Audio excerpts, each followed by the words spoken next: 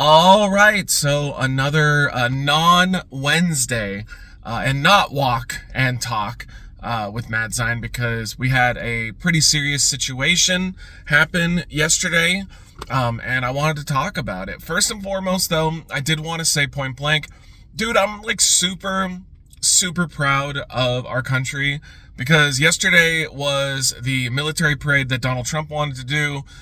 Just giant waste of money.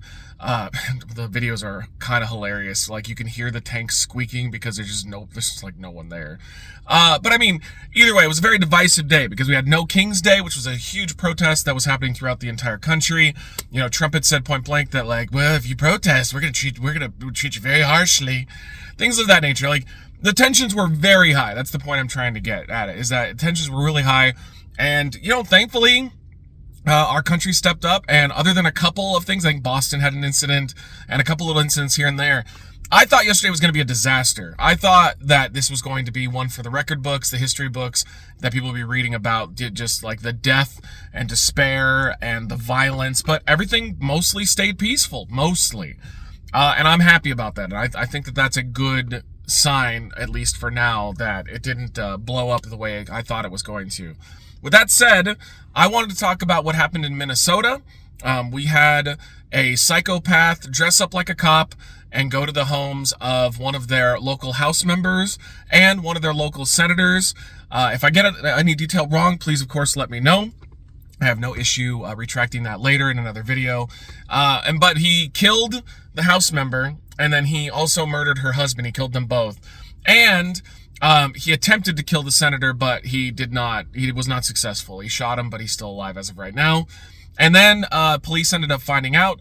He had a list of other Democratic people at the top of his list. It was like Tim Walz was on there and a couple other people as well. So this guy, clearly, in my opinion, this guy, was a lunatic first and foremost, but he was targeting Democrats. I mean, that's all there is to it. He was targeting Democrats. The problem I have with this whole thing, and the reason I'm making this video, is our lack of empathy for these situations is fucking disgusting. Like, legitimately disgusting, because instead of saying, let's wait, find out all the details for it, let's see what happened, we'll figure it out, we'll figure out the details when they get released, it immediately turned to it has to be your side that caused this situation. So, on the Republican side, they just immediately said this guy had to be a liberal. And the reason why, their logic behind this was that the House member had recently voted along with the Republicans in Minnesota, and they have a 1-seat majority there. So it's very, very tight in Minnesota. The Dems barely hold on to their power. And she jumped on this one specific topic. I think it was about giving illegals health care, something along those lines. And so immediately the narrative was, well, he's got to be a liberal.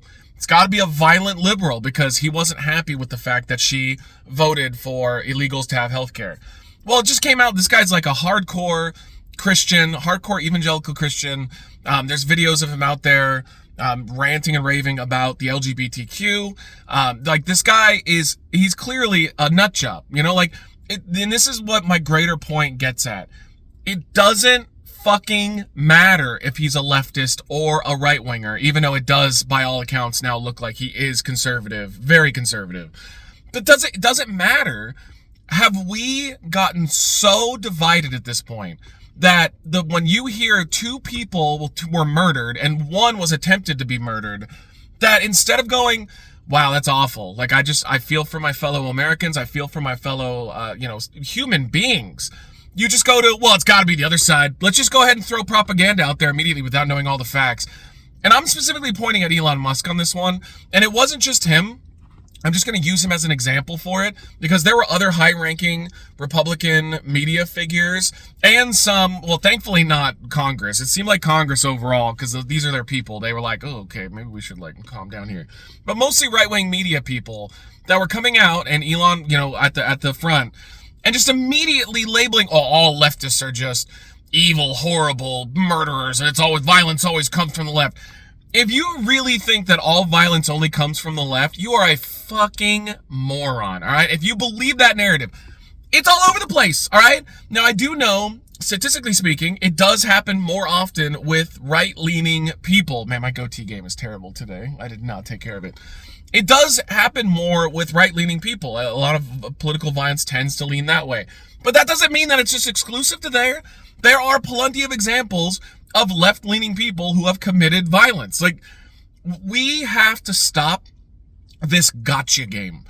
Every time that something horrible happens, instead of taking a step back and feeling bad for the victims and condemning the psychopath that would do this, because only a psychopath would kill somebody for political means in this way. It just immediately becomes oh, well, I'm right wing, so it's got to be the left wing. And, the left's not above this either. It does happen on the left as well, where they'll jump to a conclusion and they'll say, well, it's the right winger. They tend to be correct a little bit more often than not, but they're not perfect.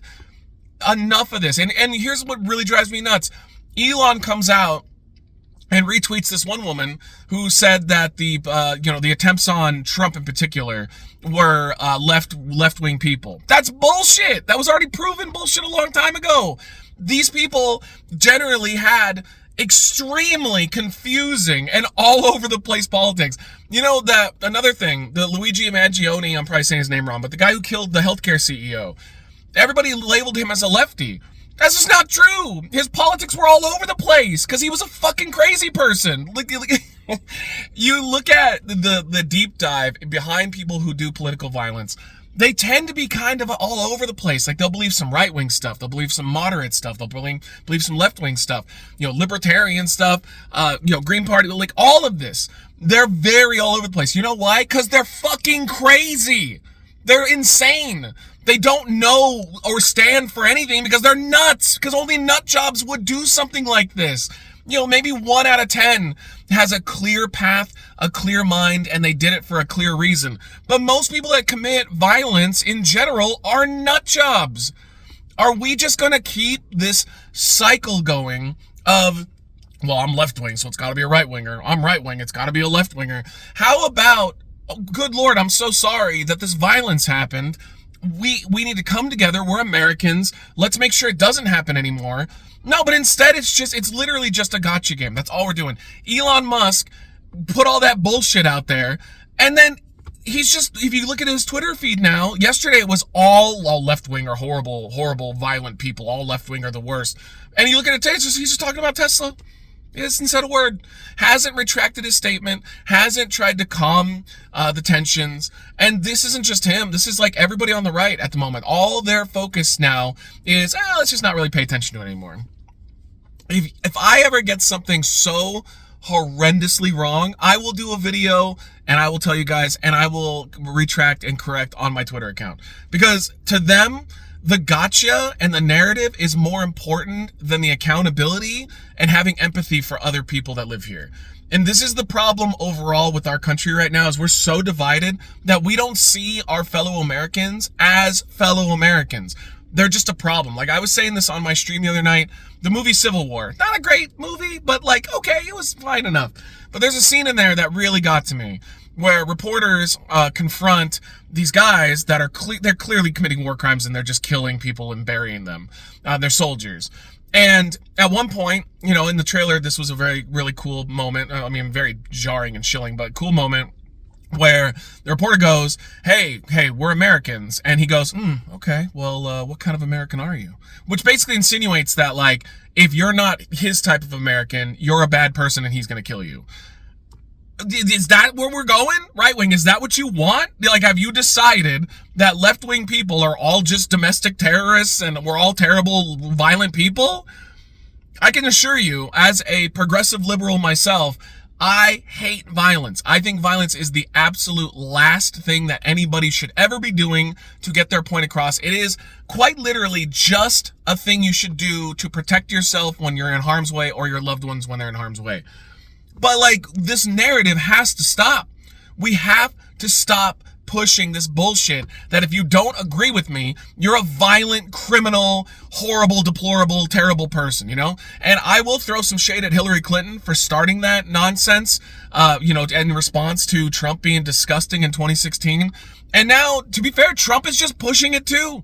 I don't understand how the right wing can say that he is the law and order candidate when this fucking guy goes on screen and constantly says that the liberals are horrible, terrible people, and in many cases violent and horrible. Like, what are we doing?